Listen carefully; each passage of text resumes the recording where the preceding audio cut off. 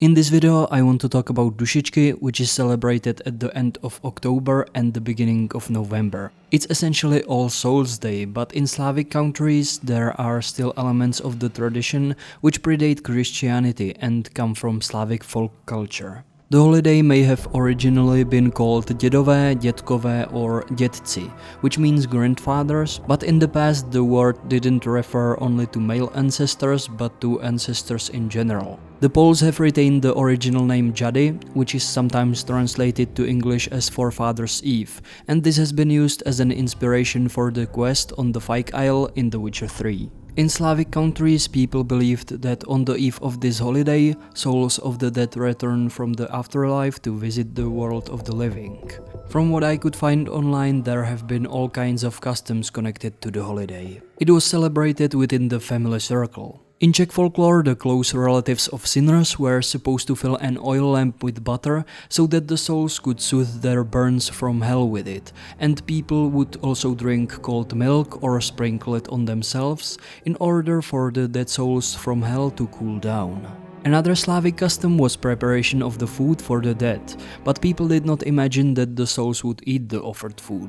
What was important was the scent of the freshly made food, and that was later consumed by the family after the ancestors had satisfied themselves with the scent. Although the information about this varies, because in some areas it was apparently also forbidden to clear the table after supper because people wanted the souls to partake as well after the family was finished. I also found some information about special feasts prepared in houses or cemeteries directly on graves during the holiday, and a characteristic feature of these feasts was that the people who ate them dropped or poured some of their food and drinks on the table, floor or grave for the souls of the deceased. A special role during this holiday was played by beggars, who in many regions were also called Dziady.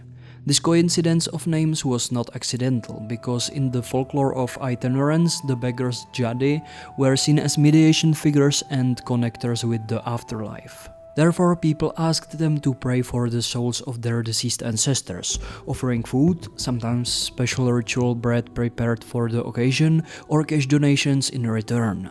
The passing on of food to beggars as part of soul rituals is sometimes interpreted as a form of feeding the souls of ancestors, which is confirmed by the fact that in some areas they were given the favorite dishes of the deceased ancestors. I bet that this probably inspired Sapkowski to write the scene in The Tower of the Swallow, where an old beggar is telling stories about Samhain night to some soldiers and he's talking about superstitions around this holiday. But back to real folklore. During this holiday, various activities were strictly prohibited due to their potential to disrupt or disturb the peace of the souls while they were visiting the world of the living. The following actions were forbidden: making loud noises at the table during the supper, and also suddenly getting up after finishing the meal, which could startle the souls. Clearing the table after supper, as I mentioned. Pouring water out of the window after washing dishes, to avoid spilling it on the souls standing outside. Smoke in the oven, as it was believed that the souls might sometimes enter the house this way. Engaging in sewing, weaving or spinning, to avoid tying up and inadvertently trapping a soul which would then be unable to return to the afterlife. And also working with flags. People would also light candles and fires during this holiday, and the purpose of these had different meanings. They were meant to guide wandering souls so that they wouldn't lose their way and could spend the night with their loved ones. The modern tradition of lighting candles on graves is probably a continuation of this custom. However, fire, especially when kindled at crossroads, might have had another significance as well. The idea was to ward off demons and evil spirits, which were believed to be particularly active during this period. In some regions of Poland, at the locations of violent death, every passerby was required to throw a twig onto a stake, which was then burned annually. Since these topics are connected, I also wanted to go through Czech burial rituals. Folk culture in Bohemia had some interesting specifics concerning the burial of the deceased, along with accompanying rituals. Traditions precisely dictated how to bid farewell to the deceased and how to send them on their final journey. The period between death and the funeral was of great significance. Our ancestors believed that during this time the deceased was exposed to the influence of evil demons and spirits, and the surviving family members felt similarly threatened. This made it essential to observe specific rituals and protective spells. During this time, funeral preparations were underway, and condolences were received from visitors. The deceased would remain in the house until the funeral, with relatives, close friends, and neighbors visiting. The body was never allowed to be alone, as it needed protection against malevolent forces. Eternal fire, numerous prayers, and the sprinkling of holy water provided protection. When the time came for the deceased to be taken out of the house, they were always carried out feet first to prevent the person from turning into a vampire or some kind of revenant. To symbolize the definitive departure from the place the person lived in, the coffin was tapped on the ground 3 times to signify this parting.